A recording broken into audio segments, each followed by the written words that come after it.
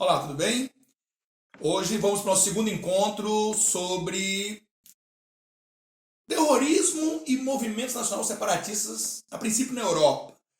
No nosso outro encontro a gente falou um pouquinho sobre o terrorismo, um pouco do conceito, da história do terrorismo e falamos um pouco mais longamente sobre a história dos separatistas católicos norte-irlandeses, mais especificamente da figura do IRA, do Exército Republicano Irlandês, e a luta dos católicos norte-irlandeses para se separarem do domínio britânico, né? Deixarem de pertencer ao Reino Unido. E, especificamente a Irlanda do Norte, que parte da ilha da Irlanda alcançou sua independência, declarada em 37 e reconhecida pela Inglaterra em 49, mas a Irlanda do Norte continuou presa ao Reino Unido até hoje, né?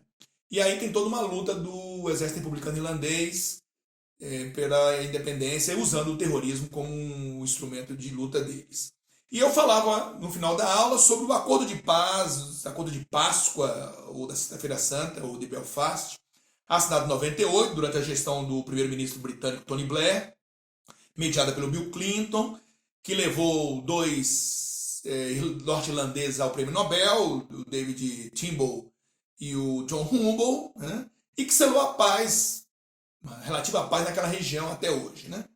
Esse acordo ele previa que o IRA e as demais forças paramilitares que atuavam naquela região deviam depor armas.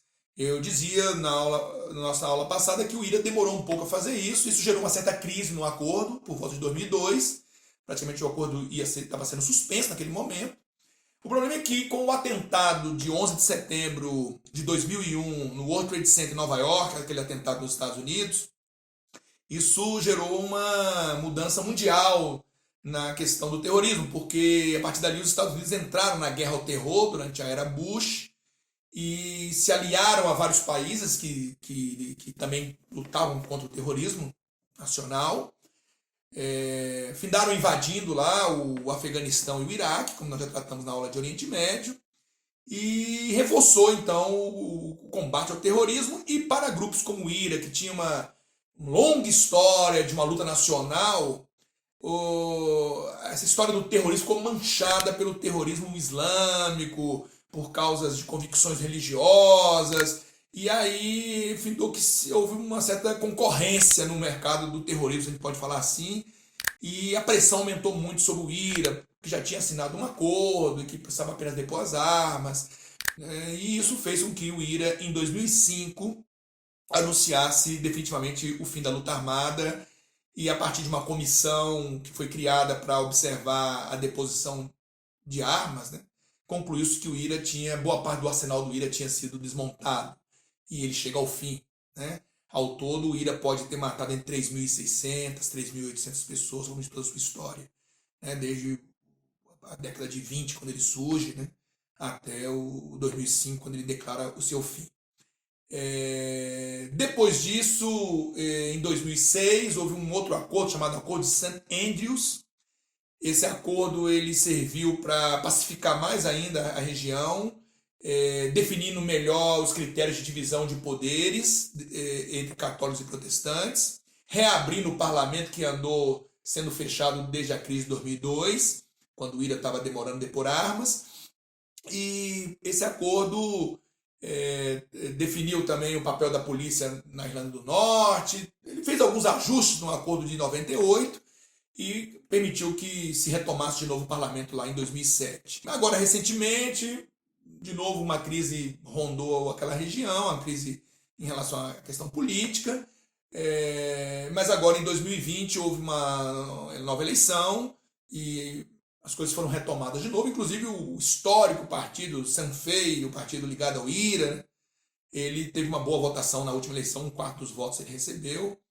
Então, a situação está contornada, vamos chamar assim, né? A rainha Elizabeth fez uma visita histórica à República da Irlanda em 2011, desde 1922 que um chefe britânico não ia até a região. Depois, no ano seguinte, 2012, ela teve um encontro com um ex-integrante do IRA, cumprimentou ele, né? Aquelas formalidades todas dos britânicos, você conhece aqueles protocolos todos, né? E o príncipe Charles também teve com o Gerry Adams, que é o líder do Sinn Féin, e quer dizer, a coroa britânica selando sua paz também com os grupos separatistas, né? Então, a rainha fez isso na comemoração dos seus 60 anos de reinado e tudo mais. Dentro das comemorações, ela elegeu essa aproximação maior. Então, ao que tudo indica, embora o IRA, as células do IRA, né, como o novo IRA, por exemplo, ainda estão atuando e já produziram alguns atentados, até recentemente uma jornalista foi assassinada lá na Irlanda do Norte, mas aquela grande guerra do IRA clássico, isso foi realmente sepultado, né? Vamos ver agora se com o Brexit não se reacende esse debate ali entre as duas Irlandas de novo e se reacende o desejo de unificação das Irlandas, rompimento com o Reino Unido, né? Nessa questão de estar dentro ou fora da União Europeia, ok? Bom, o próximo movimento separatista que eu quero falar é um movimento na Espanha. A princípio eu quero falar um pouquinho do movimento pelo País Basco e do grupo separatista basco ETA. Os bascos são um povo que vive naquela região há 5.000 anos, provavelmente, no norte da Espanha. Ao todo são 7 províncias, 4 na Espanha, 3 na França. E a região basca, que tem Bilbao, Pamplona, Vizcaya, né, como províncias importantes, é uma região muito rica, uma região de grande tradição no comércio, na pesca, e uma região de importância financeira muito grande dentro da Espanha, né? Bancos como Santander, Bilbao, Vizcaya, tem origem naquela região. E a origem dos bascos é muito antiga. Acredito que no século I a.C., os povos que antecederam ali o que hoje você chama de basco, né? Os vascos, né? Inclusive, se você ouve basco escrito com V, né? De Vasco, né? Só lembrar do nosso Vascão lá, né? E não tem nada a ver não, o Vasco da Gama não. E aí, resultado, então os bascos eles têm uma história longa naquela região, lutaram contra godos, visigodos, romanos, sempre resistindo muito, com a tradição cultural muito forte, o nacionalismo exacerbado, estiveram sob o domínio do reino de Castela, quando a Espanha definitivamente domina aqueles territórios, né? E no século XIX, com o reino de Castela, eles conseguiram negociar uma certa autonomia, eles sempre gozaram de uma razoável autonomia, até o século XIX. No século XIX, a autonomia foi cassada deles. Porém, eles restabeleceram essa autonomia em 36, durante a Segunda República, né? Que é um governo que esteve ali no poder na Espanha.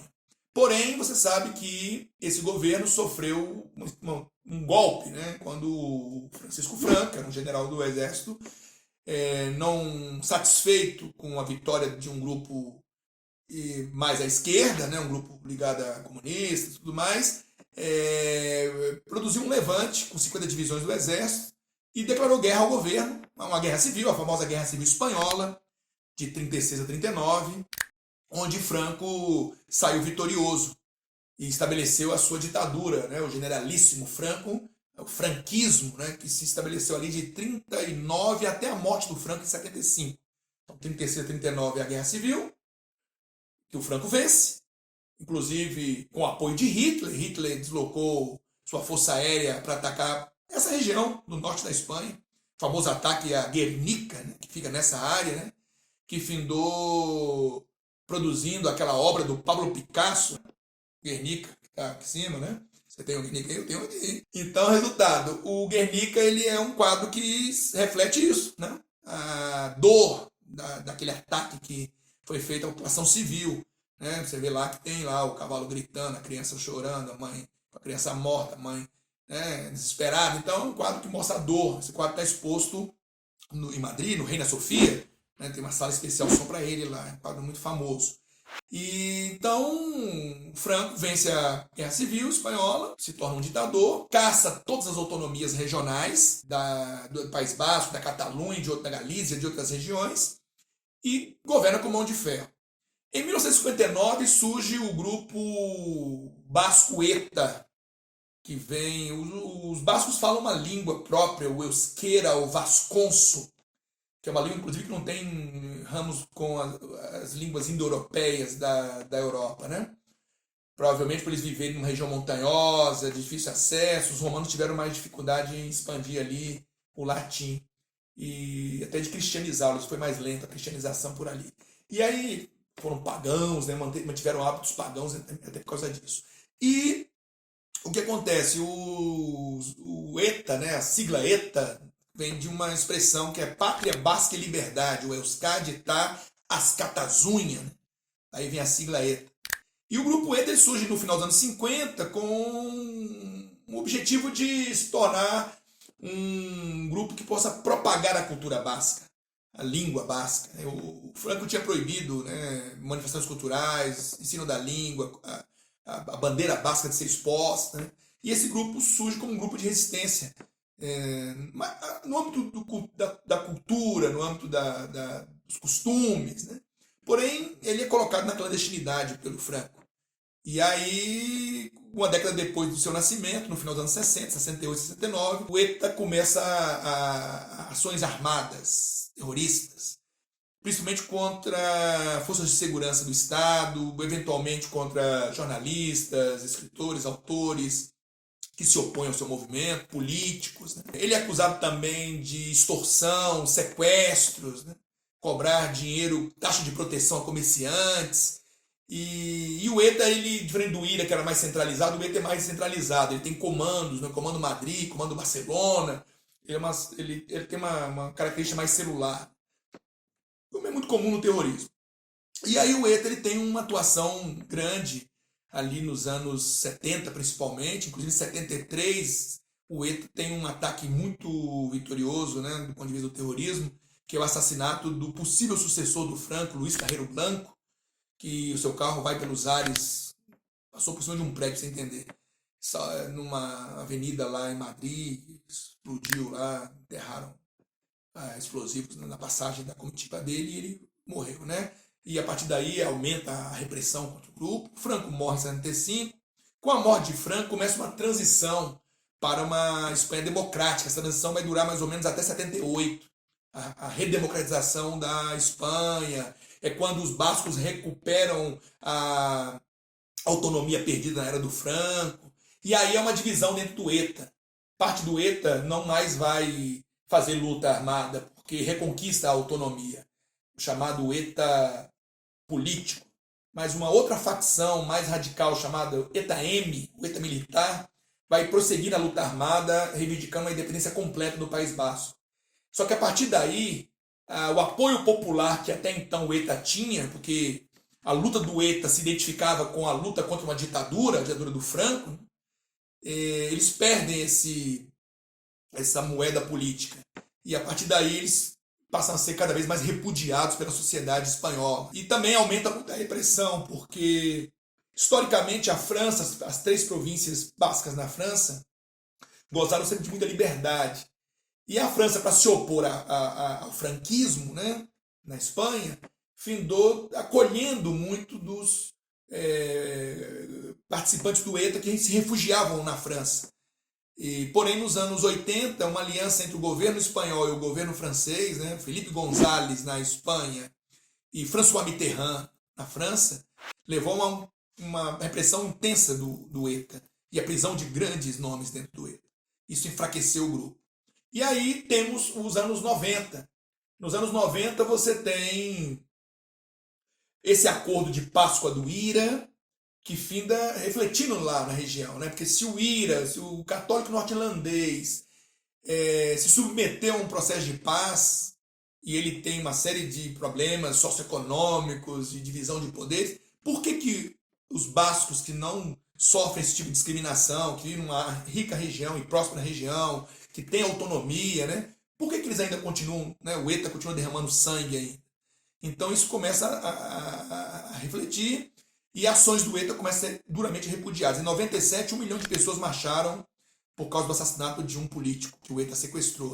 E em 2000, houve também uma grande passeata em Barcelona também, contrário às ações do ETA, atentado que houve lá em Barcelona. Então o ETA começa a perder muita sustentação, muito apoio popular. E após o 11 de setembro, você vai ter também uma pressão muito grande sobre o ETA. Em 2004, houve um atentado na estação de trem em Madrid, Atocha, e morreram 193 pessoas. Esse atentado, a princípio, o governo atribuiu ao ETA, né, como se ele tivesse sido o grande responsável pelo atentado. Imediatamente o ETA veio a público e negou, o que não é comum, porque esses grupos geralmente assumem os seus atentados. Mas o ETA veementemente negou. Naquele momento, a Espanha estava passando por um período eleitoral, estava próximo à eleição, alguns dias de eleição, onde, na época, o primeiro-ministro José Maria Aznar tentava a reeleição e concorria com o José Luis Zapatero. Eram partidos opostos. E o José Maria Aznar, que era o primeiro-ministro, tinha apoiado os Estados Unidos na invasão do Iraque, em 2003. Estávamos agora em 2004. E isso foi muito repudiado em muitos países da Europa, inclusive na Espanha. E se aquele atentado em 2004, um grande atentado, para as proporções europeias, um imenso atentado, tivesse ligação, fosse uma represália muçulmana, né, da Al-Qaeda, o apoio que a Espanha tinha dado à invasão do Iraque, pegaria muito mal para o atual governo ter apoiado a invasão e agora está pagando com a vida de seus cidadãos. Então o que o José Maria Aznar tentou fazer? Desviar o foco das investigações de cara já para acusar o ETA. Só que as investigações foram em outra direção e mostraram que o atentado foi de uma célula da Al-Qaeda marroquina. E isso fez a população ficar, de certa forma, revoltada com a tentativa do governo de manipulá-los. E a população vai às urnas, num país onde não se é obrigado a votar, e maciçamente vão votar na oposição. E aí o José Luis Zapatero vence. O José Maria Aznar, né? José Maria Aznar perdeu as eleições. Então veja, o atentado de 2004 ele fez uma reviravolta na política espanhola, né? E foi um sinal de que a população estava bastante intolerante com tudo isso. Então isso acelera o fim do ETA. O ETA vai declarar em 2011 o fim das suas atividades. Na verdade, ele declara a princípio um cessar-fogo permanente, né? Mas mais tarde ele vai declarar, em 2017, ele entrega suas armas. E em 2018, recentemente, faz uma declaração pública dizendo que chegou ao fim da luta armada e pedindo desculpas a todas as vítimas dos atentados que ele produziu, né? Em uma declaração inédita, o grupo separatista ETA pediu perdão às vítimas pelo que chamou de graves danos provocados por sua luta armada pela independência do País Basco. Esse é o último gesto antes do aguardado anúncio de dissolução, quase 60 anos após sua criação. No texto publicado nesta sexta-feira pelo jornal basco Gara, o ETA reconhece o dano provocado no decorrer de sua trajetória armada e afirma o compromisso com a superação definitiva das consequências do conflito e com a não repetição. O grupo executou atentados com bomba e assassinatos que deixaram 829 mortos tanto no País Basco como no resto da Espanha e alguns na França. Também realizou sequestros e extorsões. O texto data de 8 de abril, exatamente um ano depois da entrega das armas, quando o grupo apresentou uma lista de depósitos à justiça francesa. Criado em 1959, durante a ditadura de Francisco Franco, o Euskadi Tascatasuna, que significa País Basco e Liberdade, renunciou à luta armada em 2011 e em poucos dias deve anunciar sua dissolução de acordo com várias fontes. Associações de vítimas do terrorismo que exigiam há vários anos um pedido de desculpa do ETA criticaram o comunicado que consideraram insuficiente. O ETA possui quase 300 membros detidos na Espanha, França e Portugal, entre 85 e 100 foragidos e uma dezena de pessoas expulsas pela França sem documentos. O grupo deseja a transferência dos detidos para prisões mais próximas do País Basco e espera obter uma alteração da política penitenciária com sua dissolução. Ao todo, o ETA, na sua história, deve ter produzido, alguns calculam, em torno de 900 mortes, talvez mais, né? Comparado ao IRA, que 3.600, foi um número bem menor, mas são muitas vidas perdidas, né? E muitos veem que eles não conquistaram nada ao final, né? Então, acho que foi uma luta sem sentido. Porém, essa luta se interrompeu. Mas ainda na Espanha, nós temos um outro caso de separatismo recente, que veio à tona recentemente. Esse não enveredou pela luta armada nem pelo terrorismo. Mas é importante que a gente conheça também a história da Catalunha, que é uma região que fica ali a nordeste da Espanha, tem como Barcelona como centro deles, né? E a Catalunha é uma outra região antiga, que gosta de uma autonomia muito antiga, que já esteve, foi do Reino de Aragão, do Reino de Castela, né? Lutou pela independência de Castela com apoio francês, mas perdeu. Depois, quando teve aquela guerra da sucessão dos tronos na Espanha, entre o rei Felipe e o rei Carlos da Áustria, eles estiveram do lado do rei Carlos da Áustria, mas venceu o rei Felipe, apoiado pela França. E aí eles foram subjugados, mas sempre tiveram algum tipo de autonomia regional. Então, é uma história também antiga, né, dos catalães. E essa história longa deles, ela veio à tona. Claro que durante a era do Franco eles também perderam a autonomia, depois reconquistaram essa autonomia na redemocratização, mas muito parecido ali com a trajetória basca. Com a diferença que eles nunca empunharam a luta armada. Mas, mais recentemente, aquela região ela esteve nas manchetes dos jornais aí, em função de A princípio, eles renovaram o estatuto deles de autonomia, desagradando um pouco o governo central espanhol. Em 2014, fizeram um referendo popular, onde cerca de 37% dos eleitores foram às urnas e 80% dos que foram às urnas votaram a favor da separação. E, por fim, em 2015, elegeram o Carlos Puigdemont como presidente lá regional. Eles têm direito a ter um presidente regional, mas submetido, né, nas esferas maiores ao poder central de Madrid. E esse Carlos Puigdemont é de partidos separatistas, e ele prometeu se separar na sua campanha. E em 2017, após um referendo que não foi aceito pela Suprema Corte Espanhola, né, a Corte Constitucional Espanhola não aceitou esse referendo, mas eles levaram a cabo na região da Catalunha. E nesse referendo, cerca de 42% dos eleitores compareceram.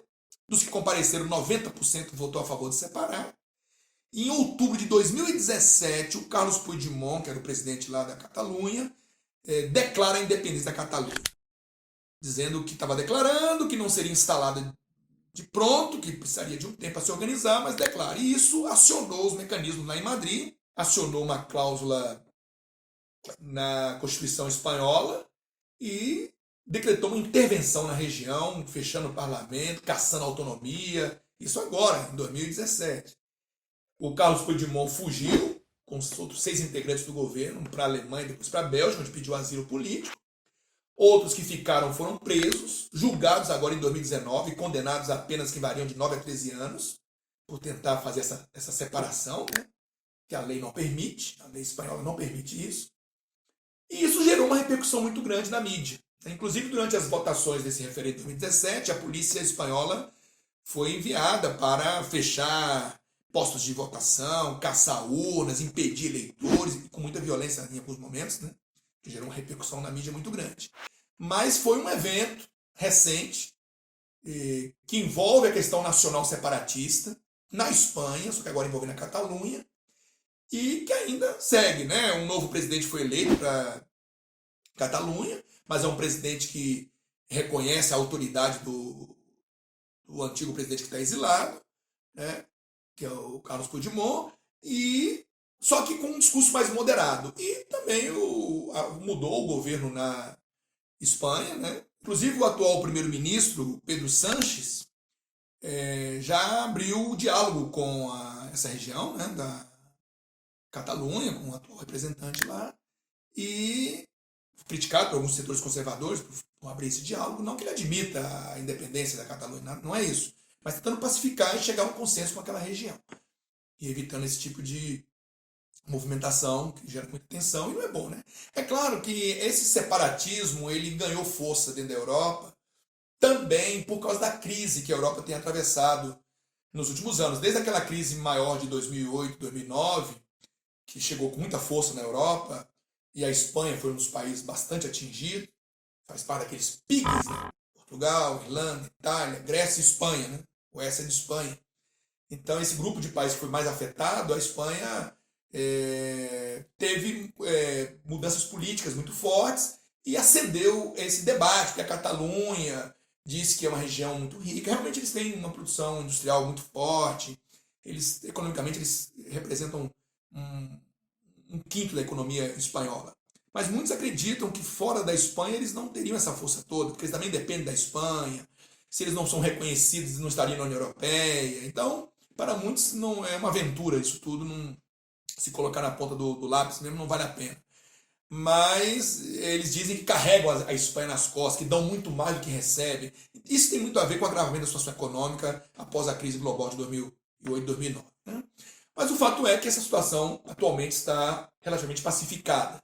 Né? Vamos ver se a Catalunha consegue negociar com o atual governo e, quem sabe, reduzir as penas dos atuais condenados, embora o Pedro Sánchez disse que isso não acontecerá. Mas é a esperança que existe de negociar isso aí. Mas essa é outra situação de separatismo e nacionalismo que afeta a Europa e, no caso aí, a Espanha. E o próximo caso, já falamos do caso da Irlanda do Norte, dos dois casos espanhóis, né? E agora eu gostaria de falar um pouquinho do caso da Chechênia, que é essa região que fica ali no Cáucaso, que é uma região montanhosa entre a Ásia e a Europa, né? É uma região onde está, de um lado, antigas repúblicas soviéticas que ficaram independentes quando acabou a União Soviética, então região de Armênia, Azerbaijão, Geórgia, aquela região que faz fronteira com a atual Rússia, e na Rússia, na mesma área, né, na Cáucaso do Norte que eles chamam, que esses países que eu acabei de citar são Cáucaso do Sul. No Cáucaso do Norte você tem a Chechênia, o Daguestão, a Ingushétia, várias províncias que eles chamam de repúblicas autônomas da Federação Russa, estão ainda atrelados à Rússia. E nessa região, especificamente a Chechênia, que é uma república autônoma muçulmana, os chechenos foram anexados pelos czares da Rússia lá no século XVIII, resistiram bastante, eles só conseguiram controlar de vez no século XIX, sempre foi um povo muito guerreiro naquela região. E estão localizados numa área muito estratégica, porque é uma área que fica ali entre o Mar Cáspio e o Mar Negro, entre a Ásia e a Europa, e é uma área de passagem de oleodutos, gasodutos, produção petrolífera, não é uma região qualquer. E é uma região que também representa a fronteira da Rússia com aquelas reis e repúblicas soviéticas, né? Geórgia, Azerbaijão, Armênia. Então é uma área muito estratégica, em vários sentidos. E os chechenos, em 91, se aproveitando do desmantelamento da União Soviética, resolveram declarar sua independência. Porém, o novo governo da Rússia, o Boris Yeltsin na época, ele não admitiu essa independência. A princípio, como estava muito desorganizada a Rússia, ele tolerou, de certa forma, mas em 94 ele enviou tropas para a região e lá declarou-se uma guerra de 94 a 96, uma guerra muito sangrenta, onde a Rússia perdeu muitos homens. Ela perdeu mais homens nessa guerra do que perdeu na guerra do Afeganistão, aquela que eles ficaram 10 anos, de 79 a 89. E talvez 14 mil homens foram perdidos nessa guerra. E os chechenos, de certa forma, colheram uma vitória nessa guerra, nessa primeira guerra, levando a Rússia a assinar um acordo de paz e admitindo praticamente uma independência na região.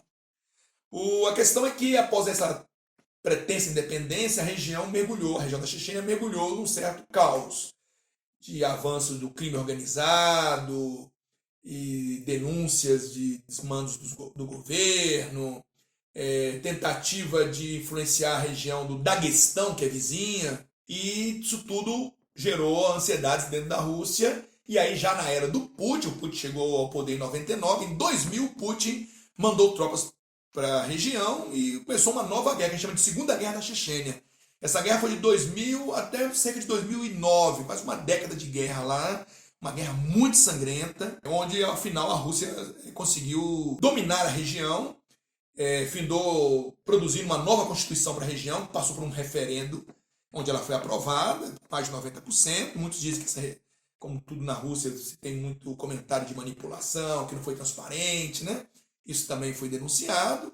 Logo em seguida, houve a eleição de um presidente pró-Rússia, né? Claro, que assumiu o controle da área.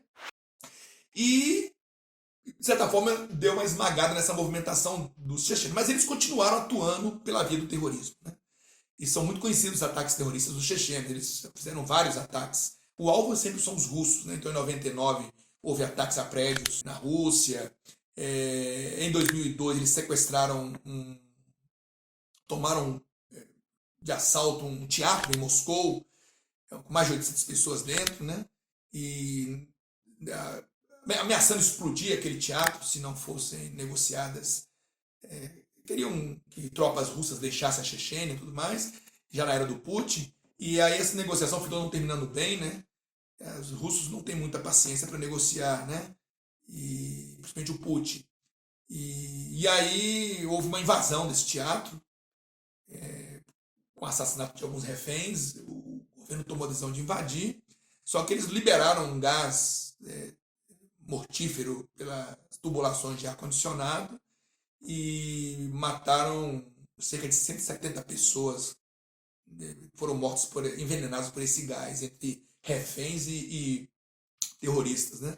Então foi uma operação desastrosa. Na época o Putin foi muito criticado até internacionalmente, mas é um governo autocrata, né? Toma decisões e sempre em nome de combater o terrorismo, que não vai negociar com terroristas, e a morte é sempre tida como efeitos colaterais, né? Conta-se sempre os que salvam, não os que morrem. Isso foi em 2002. Em 2004 a situação também foi muito dramática. Eles tomaram uma escola na Ossétia do Norte, em Beslan, e com mais de 1.000 pessoas dentro da escola, num dia de retorno às aulas, né? E mantiveram reféns dentro de um auditório por cerca de 3 dias. Né? E ao final, o exército, alegando que tinha ouvido explosões, de tiroteios e morte de reféns, invadiu. Só que foi desastrosa a operação. Morreram mais de 330 pessoas, 180 eram crianças, né?